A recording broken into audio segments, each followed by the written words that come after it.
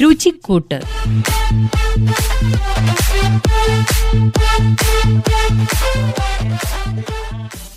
ഇന്ന് നമുക്ക് പുല്ലുവർഗത്തിൽപ്പെട്ട ഒരു സസ്യത്തെ മനസ്സിലാക്കാം. സൗന്ദര്യവർദ്ധക വസ്തുക്കളിലും ഭക്ഷ്യക്കൂട്ടുകളിലുമൊക്കെ ധാരാളമായിട്ട് ഉപയോഗിക്കുന്നുണ്ട്. കൂടാതെ നല്ല ഔഷധ പ്രാധാന്യവും ഇതിനുണ്ട്. എന്തായിരിക്കും എന്നാണ് വിചാരിക്കുന്നുണ്ടാവുക, അല്ലേ? ലെമൺ ഗ്രാസ്, സിട്രനല്ല, മലബാർ ഗ്രാസ് എന്നൊക്കെ അറിയപ്പെടുന്ന വാറ്റുപുല്ല്.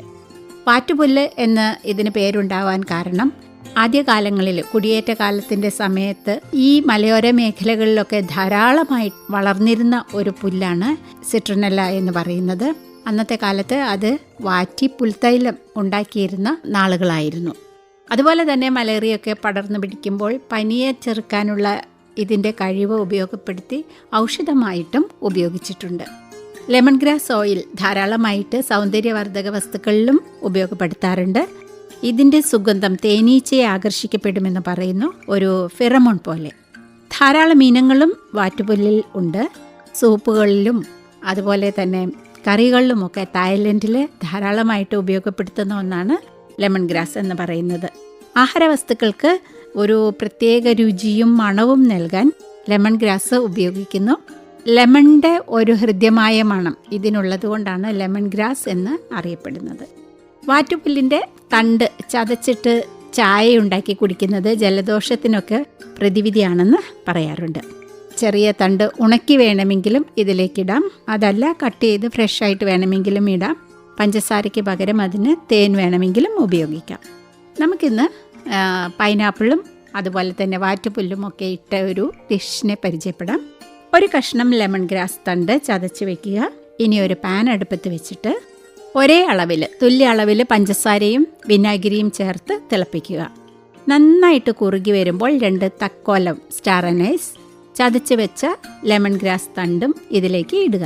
ഇനി ഒരു ഇത്തിരി ഇഞ്ചി, ഒരു ഇത്തിരി വെളുത്തുള്ളി, ഒപ്പം കുറച്ച് നാരങ്ങ നീരും കൂടി ചേർക്കാം.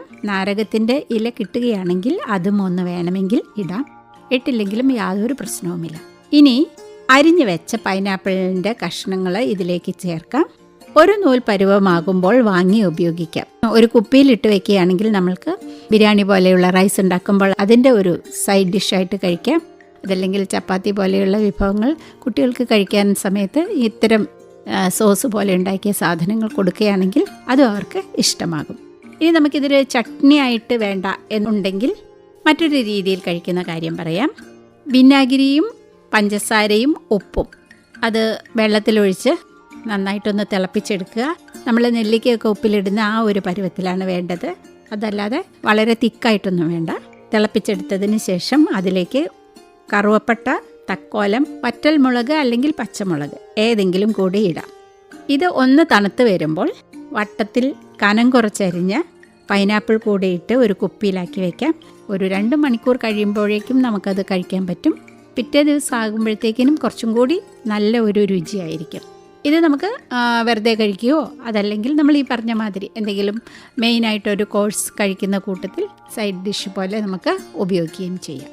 മറ്റൊരു വിഭവമായി അടുത്ത ദിവസം.